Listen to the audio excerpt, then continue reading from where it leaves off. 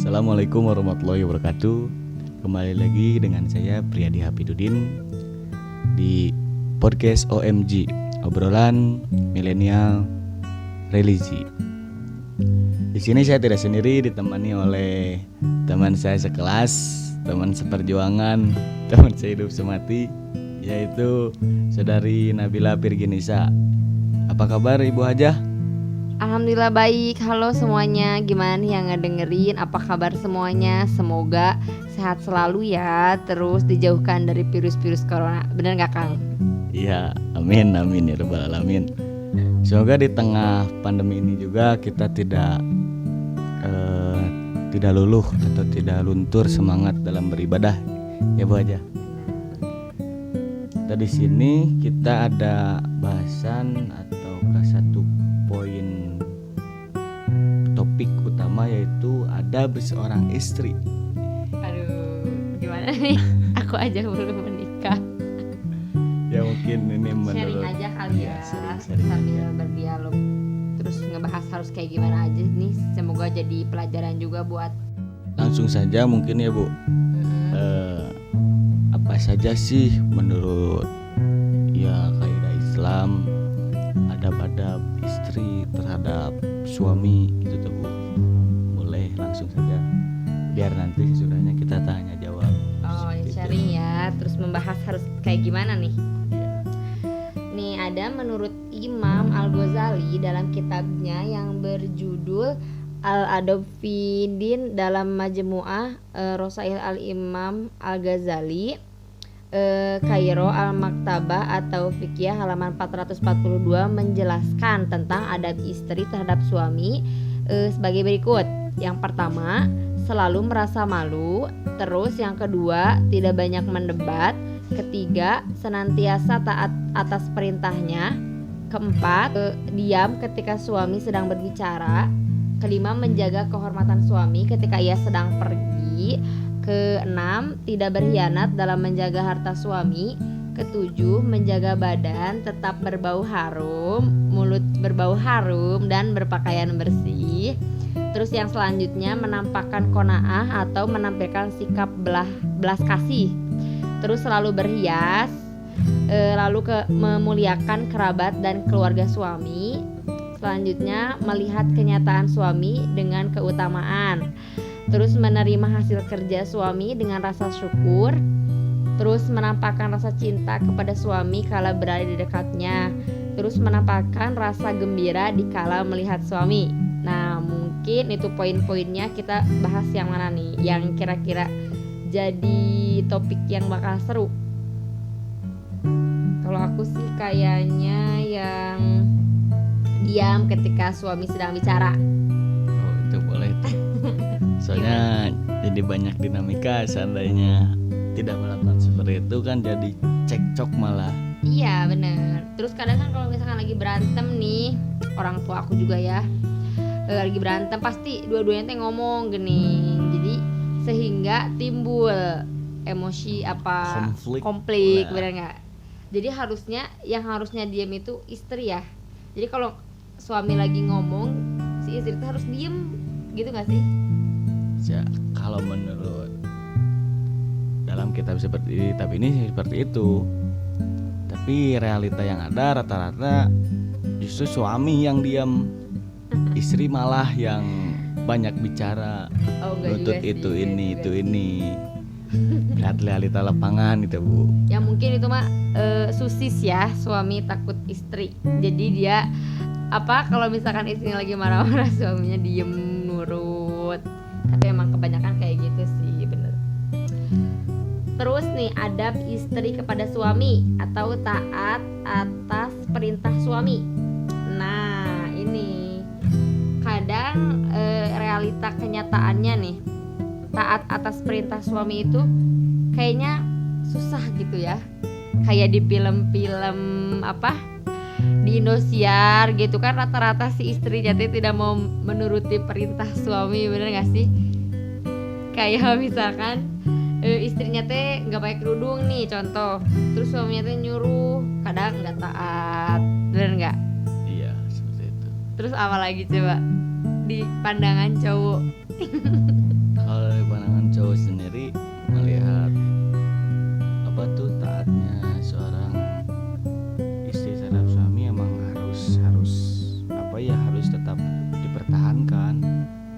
Kenapa? Karena dari pertama kita menikah pun kan ada apa tuh? Ada 4 cara misalkan seorang laki-laki ingin menikahi orang perempuan tuh. Pertama, lihatlah agamanya. Kedua, lihatlah keturunannya. Ketiga, lihatlah hartanya. Keempat, lihatlah kecantikannya. Seandainya dari keempat itu tidak ada, pilihlah yang paling leheng atau apa leheng itu bahasa Indonesianya? Paling mendingan. Yang paling mendekati dari agamanya. Nah, di sini berarti kalau misalkan istri yang enggak taat atau sebaliknya malah suami yang taat. Mungkin kalau suami mah menghargai, tapi rata-rata justru suami yang engkelik dan rata-rata malah membela mati-matian istri. Sebenarnya kalau masuk akal dibela mah nggak apa-apa, cuman ini mah rata-rata teka harti geninganannya. Jadi nggak jelas gitu membela si istrinya teh tepugu. Masa lagi main game Jawa membela istri, kan itu beda, tidak fair lah. Harus ada. Terus nih yang paling sangat bukan fenomenal ya. Tadi ada saya ini yang ini poin nomor 8 Bu. Coba gimana? Soalnya saya pernah nih Bu, pernah punya teman ini satu kelas gitu. Iya. Pas ngobrol dengan saya, emang dia cantik menarik lah. Cuman saya jadi ilfil pas dia ngobrol. Jadi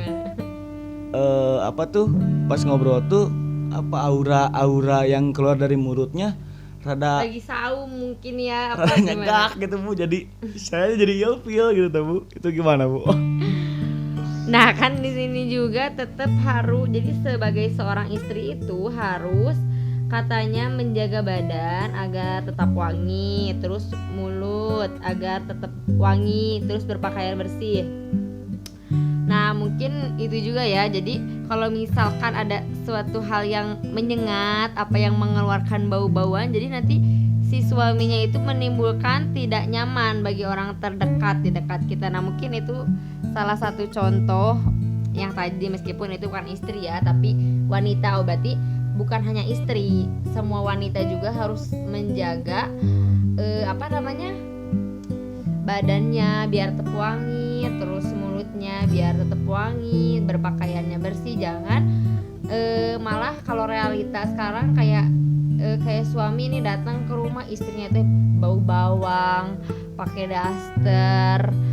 Mesti nggak apa-apa kalau pakai daster, cuma kelihatannya bersih gitu. Jadi jangan sampai kalau misalkan mau jalan-jalan keluar yang notabene dilihat sama orang, seorang istri apa wanita itu terlihat cantik apa gimana, tapi kalau di hadapan seorang suami ataupun laki-laki yang sudah mahromnya ya suami berarti ya, kita tuh istilahnya gimana ya, randutut kan apa tuh ya bahasa Indonesianya teh, jadi kurang menarik. Iya apa adanya gitu. Jadi kan nah itu teh salah satu penyebab suami itu mencari lagi wanita yang lebih indah. Nah itu jadi itu motivasi sebenarnya untuk para tidak suami. Bisa, itu parah banget sih.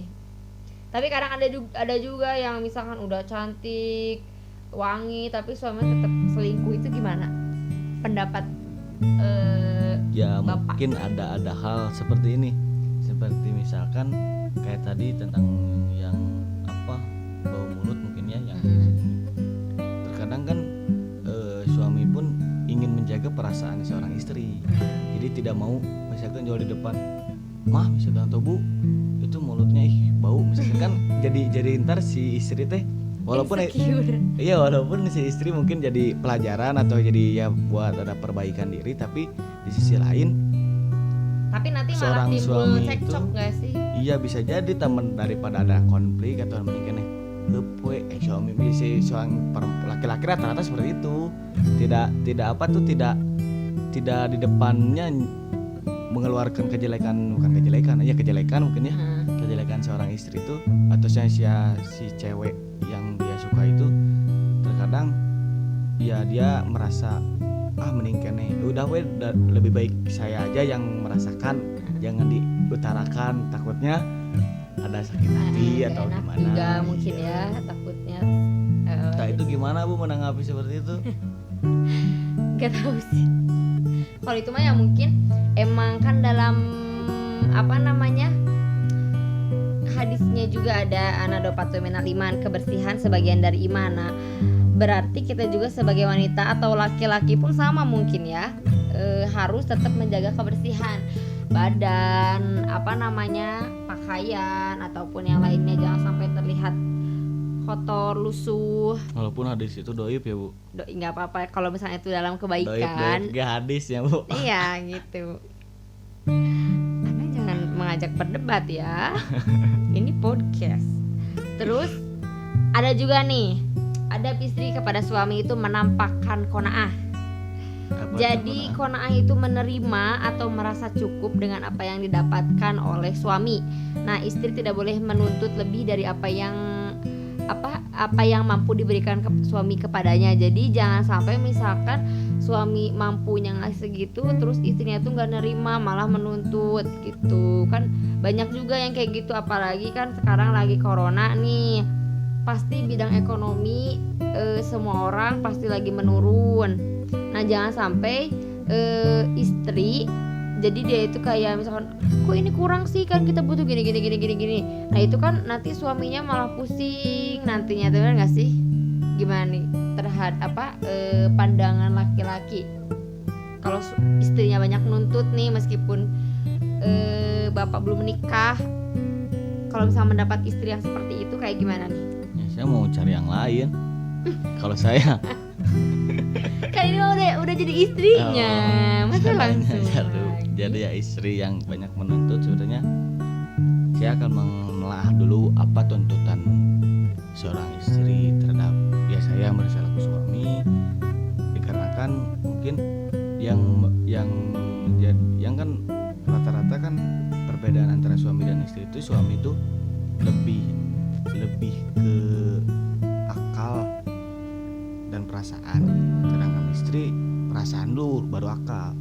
Dan mungkin saya akan mengambilnya segi akal dulu, akan kenapa nya melihat atau menelaah tadi apa yang keinginan seorang istri mungkin kan beragam apa saja keinginannya. Model misalkan ingin beli mobil ataukah ingin beli dandan atau beli make up atau beli peralatan rumah tangga lainnya.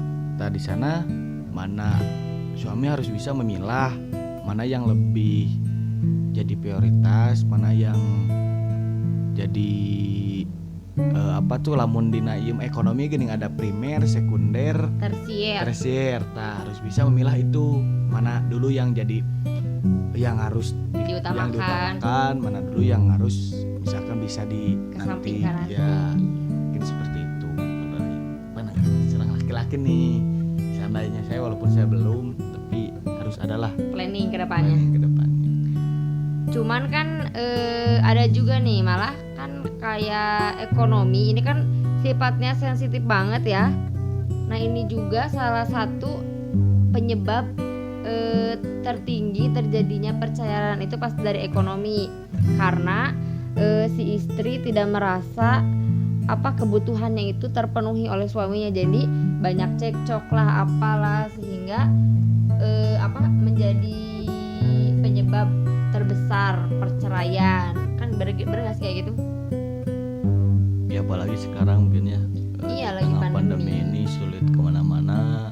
Iya pastilah usaha pada turun sekarang mah. Walaupun yang jadi PHK ya saya merasa juga ini pandemi ini yang disasar tuh segi ekonomi menengah ke bawah yang jadi korban. Nah pasti yang menjadi korban salah satunya para suami dan istri, terus yang muda-muda nih yang rata-rata, karena kan yang muda-muda emosionalnya belum terbangun, belum benar-benar, namun di ini masih sebatas bulu jagong baru tumbuh benih gitulah